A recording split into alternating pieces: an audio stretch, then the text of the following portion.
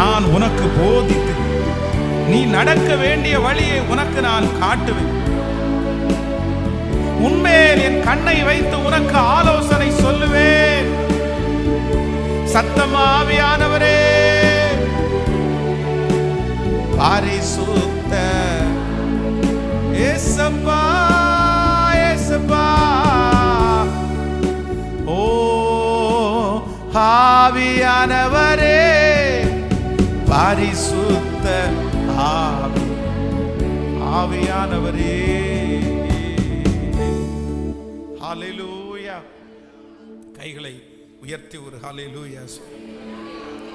தானியேலை குறித்து வேதம் சொல்லுகிறது, அந்த பத்திரத்தை கையெழுத்து வைக்கப்பட்டது என்று அறிந்திருந்தும் அதற்கு காரணமாய் தான் கூட வேலை செய்கிறவர்கள் தான் காரணம்னு அவனுக்கு தெரியும்.